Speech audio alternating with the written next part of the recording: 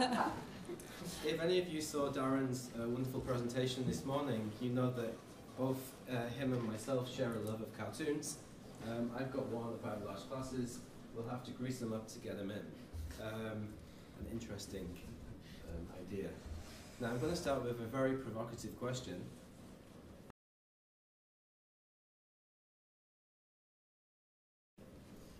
Size. Does it matter? Please stay clean.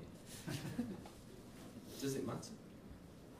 Please. That's for my children's clothes. Yeah, it does, yeah.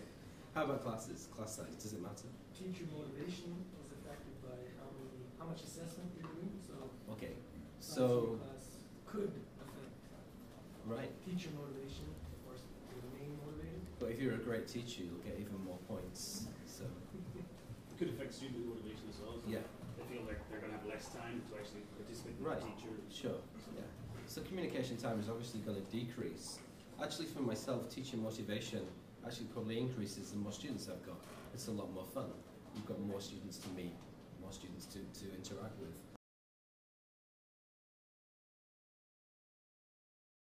I'm going to talk a little bit about how this research topic came about. I teach an AGO communication class for first-year students at Toyogakuen University. This is open to the Kokusai Communication Department students, through to the very lowest level, K1, through to the highest level, K9. It is an elective course. I teach a culture course using the Identity book. It's Oxford University Press. I'm sorry to Cengage who are watching right now. And we talk about culture, we talk about identity, so it's very much content-based course with a mixed level student ability. The reason I've got Facebook on there is because I'm absolutely addicted to Facebook. But what happened, I was teaching a second period class, and so when the students left on the first day, I went straight onto Facebook and posted this. 67 students have signed up for AGO communication. Should be a challenge. Now the reason I kept posting on Facebook, I got a lot of comments from teachers who are my friends, and I thought this is a really wonderful way to reflect on my classes. I finish the class, get straight on Facebook, post a comment, and so I didn't realize this was going to turn into a presentation at the time, and hopefully it will turn into a paper as well, but I was able to track what I was doing. So you've got 6th of May, first semester, this is lesson 2, 67 students are staring me in the face.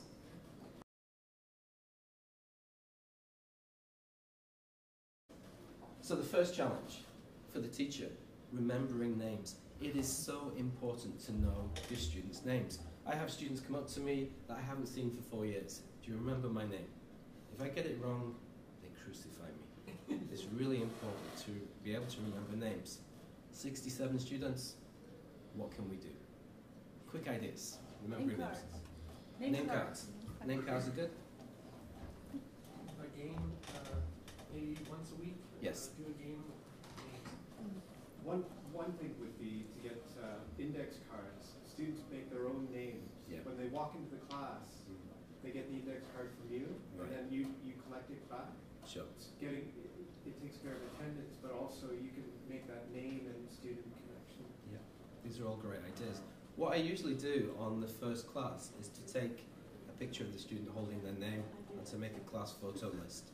This generates a lot of interest for the students when they grab the name list and go, oh, look at my picture, look at my picture. With this class, the AGO communication class, I didn't do this. I don't know why. 67 students, I just thought it would be too time consuming. So, immediately, I began to know the names of the bad students. The ones who came in late, the ones who sat playing with their keitai, the ones who were talking in Japanese rather than listening or interacting in English. I got to know those students really quickly. That was useful. And because if you are teaching in a class and you go, Erina, he knows my name, it has a lot of power. Then I began to know the good students too. And then slowly I began to know everybody's name. But it was very, very demanding, but very important in time investment to learn students' name.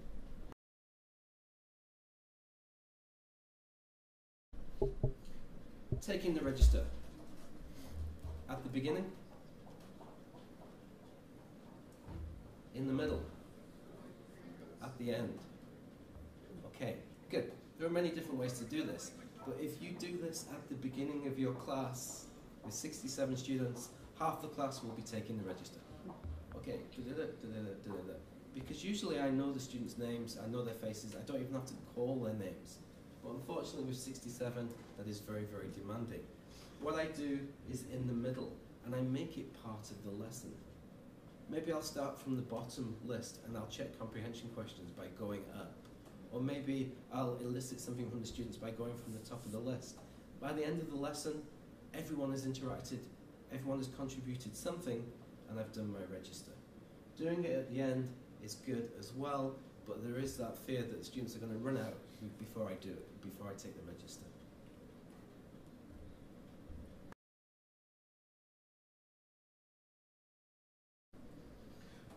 Grouping. How would you group students in a large class? I always use cards. Okay.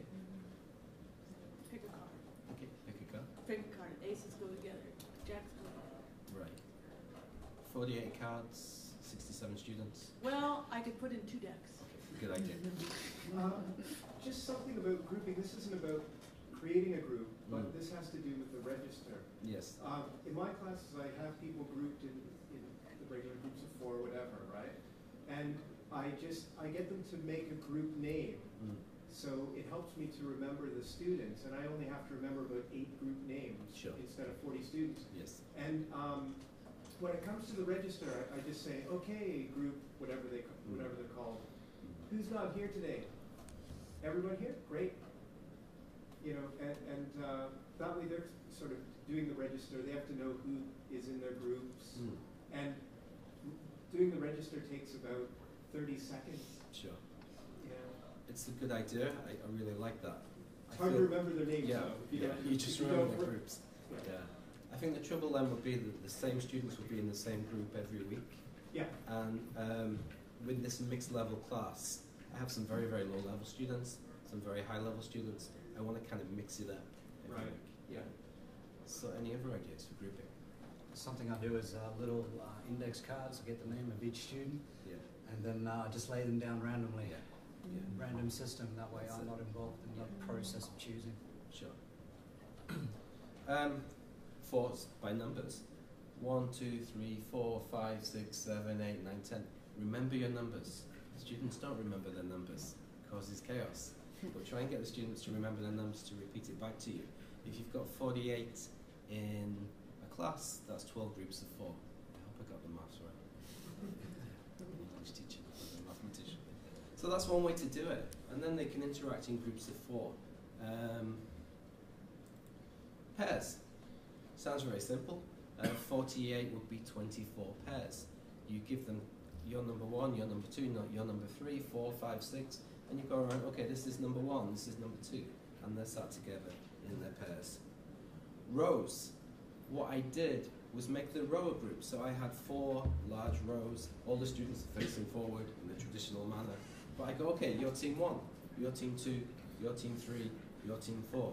You can play a lot of team games in rows. Shogunai. Sometimes I would use the Shogunai method. Students have come in, it's too much trouble to move them around, it's going to disrupt the lesson, let's get them just staying where they are. They're here, they've got their book open. Shogunai. Students decide. Sometimes good, sometimes bad. It could be done. So, my Facebook post. So the students were doing a culture lesson comparing the US and Japan, different ideas of communication styles. And they had to present, hello, we are a group. We would like to talk about, we think the US and Japan are similar or different. They chose one idea from the board. Each group did a mini presentation. What I could do then is pairs stood up or groups stood up and presented their answer. Then they chose a number for who would present next. So if I've got 24 pairs, I'm just going to go, okay, number 7, please stand up, present. They present and they go, okay, choose a number. Who do you want to present next? And they'll go number 10. Or they'll actually count. so that their friends have to present, which I particularly liked. And their friends would go, oh no, not me. You mentioned, Darren, about applauding. I was having a big challenge with this class, but I had the same situation as you did. God, I love teaching. Just had 47 for my ego communication class. Started at 67, some dropped out, some never came. 47. 27 for me. Makes it a little bit easier. We were able to do interaction and presentations, and one student even applauded me at the end of the lesson. He's a returnee. He's a little bit higher than the rest of the class. You could see the sweat beads pouring off my forehead every single lesson, and he thought, you nailed it, well done. And I was really happy about that. Thought they were all interacting. It was a beautiful moment.